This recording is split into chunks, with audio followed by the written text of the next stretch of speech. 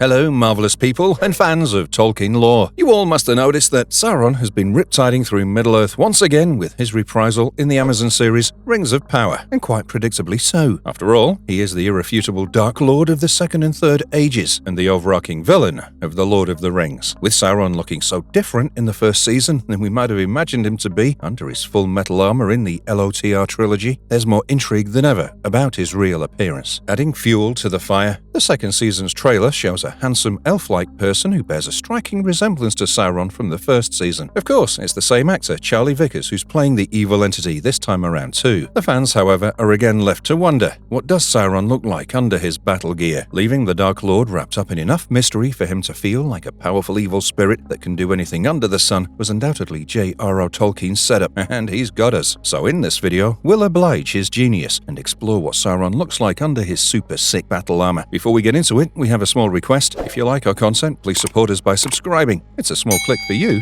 but it means a lot to us. Thank you.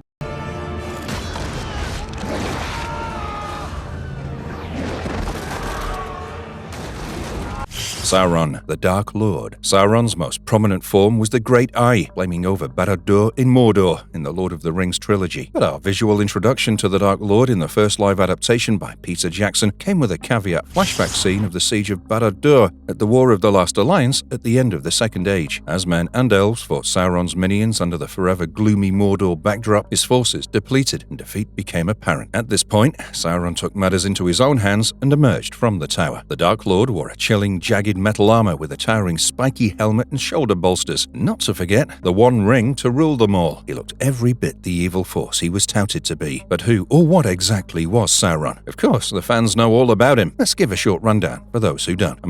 Where have you been anyway? At the beginning of time, Eru Ilúvatar created Ainur, which were pure spirits in the form of the Valar and the lesser Maiar. They were both immortal beings sent down to shape Middle-earth through song. It was a beautiful time of creation and light. But where there is good, evil will follow, and it did. To the distaste of the heavenly choir crafting all the things and creatures in Middle-earth, the 15th Ainur, Melkor, began to sing off-tune, a song of disharmony. Obviously, nobody wanted that, so he walked away. He became the rebel Valar, who wanted to destroy everything the others were creating, almost like a grouchy little kid. Well, many Maiar followed Melkor on his way out. Among them was Mairon, who later came to be called Sauron. Sauron was a student of Aule, the Ainur smith, who gave him vast knowledge about minerals and forging metals. Upon following Melkor, Sauron became his greatest lieutenant, and after Melkor or Morgoth's fall, he took the title of the Second Dark Lord. And the rest is Tolkien history. Now that we've established that Sauron was indeed an immortal Maiar, blessed by higher forces with the ability to take any form he needed, let's examine his appearance throughout the ages.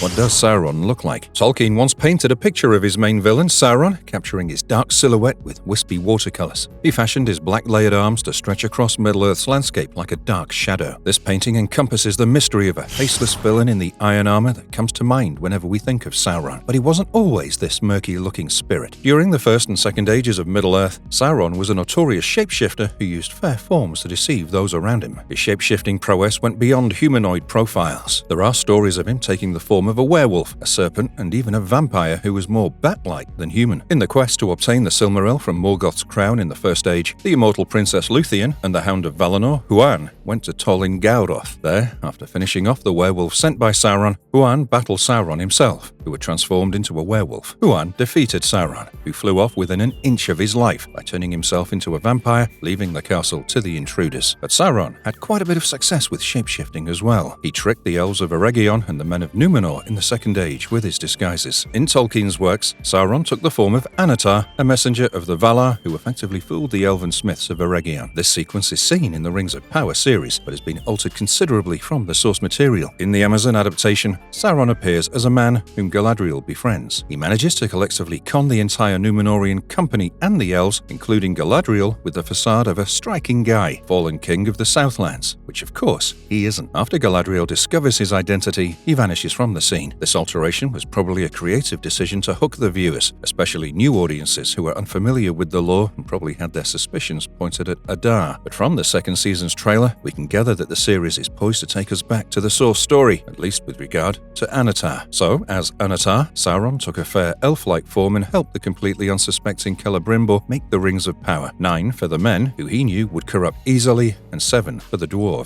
Of course, Anatar championed his goals, filling the ring wearers with greed and grudge as per plan. He secretly forged his own all-powerful ring too, but as soon as he wore it, the elves, Galadriel, Gil-galad and Círdan, sensed it and hid their rings. Sauron was discovered, and the elves and Númenóreans came down upon him hard, imprisoning him in Númenor. And we have to wonder why. Why would the elves let this cunning evil thing be behind bars on Númenor, an island of men? Don't we already know by now that men can't be trusted? Before we knew it, Sauron had not only enticed the Númenóreans into forgiving him, but he'd become the king's most trusted advisor. Imagine that. A ginormous order to achieve, even for Sauron. Well, they don't call him the Dark Power, the Great Foe, Lords of the Rings, and about 100 other names for nothing. Anyway, the king of Númenor was punished by the Valar for this madness. The Valar was so ticked off by the king's attack at Sauron's council, he drowned the entire island of Númenor. Sauron escaped the fiasco, as he'd done so many times in the past when calamity had struck, though this time he was far from unscathed. The physical body he'd assumed was destroyed. His spirit persisted with the power of the ring and fled back to Mordor's safety. This event had a lasting effect on Sauron's ability to shapeshift. He could no longer manifest the beautiful forms that he'd once taken, and so he resorted to the form of a dark and terrible lord that mirrored his soul better than any other physical form had previously done. The next we see of Sauron is in the Battle of the Last Alliance, the war sequence shown at the beginning of the Fellowship of the Rings movie. Sauron is seen ravaging the soldiers, literally flinging whole rows of men and elves in singular blows. Isildur cuts the melee short by slicing Sauron's ringed finger off. After this, Sauron is always depicted as a red blazing eye in the films.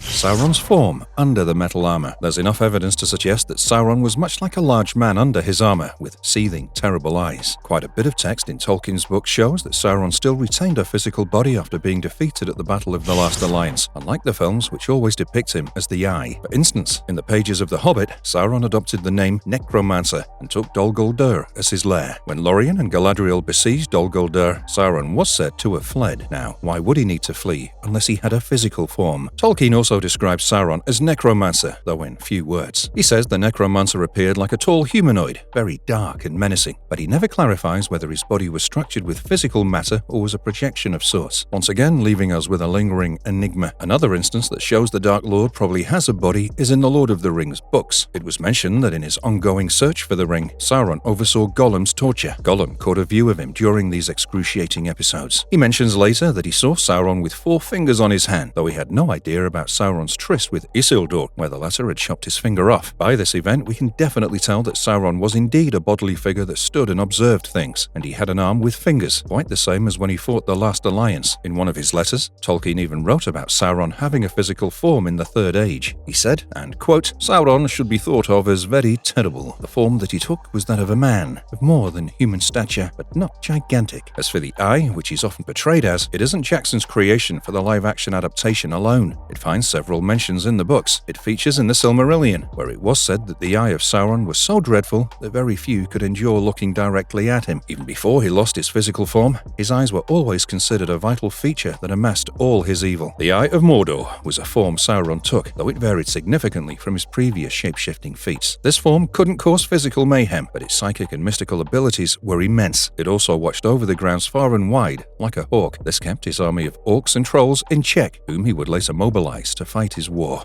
Marvelous verdict. Sauron took many forms throughout the ages, but his most famed self-designs were that of the Dark Lord, the large humanoid with glowering eyes under the metal armor, and of course, the Great Eye. Sometimes one may wonder, if Sauron could still take a physical form, why didn't he come down to fight with his army in the Third Age, instead of hovering over everyone as a giant iris? I mean, he was still a powerful Maiar, even without the ring. Well, the vile steward of Gondor once said something of note that shed some light on why Sauron did this. He said Sauron would only come down from the tower if he'd already won. He uses others as weapons, saving himself, as do all other great lords, and this seems pretty logical. Why would Sauron risk himself again? Sauron had only appeared physically to fight the men and elves once at the last alliance, after they'd already been battling his armies for 7 years. Just one time. He showed up at the very end, got his finger cut off, and lost the ring, which solidified his defeat. Maybe this time around, he knew better. He put up a great swarm of an army, but were his armies to fail, he'd use his expert absconding skills, slink off from towers and vanish without a trace. After all, Sauron wasn't looking to earn a badge of honor or anything. His goal was the dominion of Middle-earth, and he never was a foot soldier. For all his strength and power, he was a master schemer and deceiver. Well fam, that's all from us for now. Let me know if you're excited to see Sauron as Anatar in the second season of The Rings of Power, this time to forge all those rings. I know I am. If you liked this video, please smash the like button and subscribe if you haven't already.